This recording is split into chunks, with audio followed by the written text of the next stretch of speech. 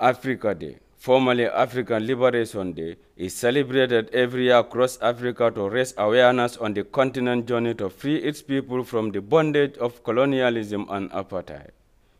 The day also shines light on the progress made in building a sovereign Africa while reflecting on the common challenges the continent faces. Africa Day specially commemorates the formation of the Organization of African Unity on May 25, 1963 in Addis Ababa, Ethiopia, with 32 signatory governments spearheaded by Kwame Nkrumah of Ghana and the Emperor of Ethiopia, Haile Selassie, laying the foundation for a united Africa as one nation with one economic and defense system.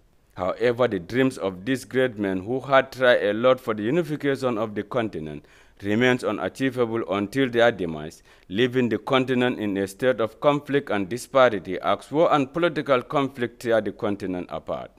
Reflecting on the significance of the day, Giatria spoke to Esanjai, senior political science lecturer at the University of the Gambia, and began by asking him about the meaning of this day to Africans. It reminds us of the common, the collective, and the robust resistance that Africans took to put an end to the bondage of colonialism and, of course, economic exploitation that our people were going through. So it was a moment to reflect on the collective stance that were taken by the nationalist leaders at the time. Despite gaining independence from colonial masters, Africa is still being controlled by neo-colonial forces, influencing the trajectory of most countries in the region, who are still dictated by new global formation, ripping the continent from east to the west.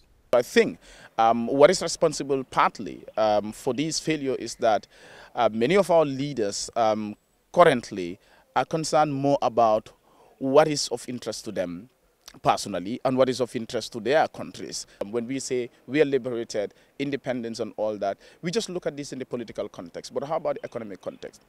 Even our governance system, how is it run? We see the ideas of our current leaders on the continent, and which I think is partly responsible for the failures when it comes to the political integration of Africa, the economic integration and all other areas. The continent has also made progressive gains, such as the transformation of the Organization of African Unity to the African Union and establishment of a regional bloc, the Economic Community of West African States, ECOWAS. In order to achieve the struggle of the founding fathers who struggled hard for the liberation of the continent, mainline Nkrumah, Haile Selassie and Nyerere, Mr. Njai said the day should not only be declared a public holiday, but ought to be used to reflect on the struggles pioneered by the great men of Africa.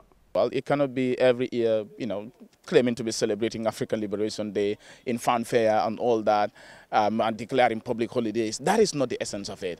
I mean, I think the essence is to reflect and take a very robust stance towards the, integration of the African continent and the African people, to ensure that Africans all over the world, whether they're in Africa, in Europe, in America, in the East, in Asia, to ensure that they have or they commit themselves to the political and economic independence of the continent, and also to ensure that the integration that we're yearning for is achieved.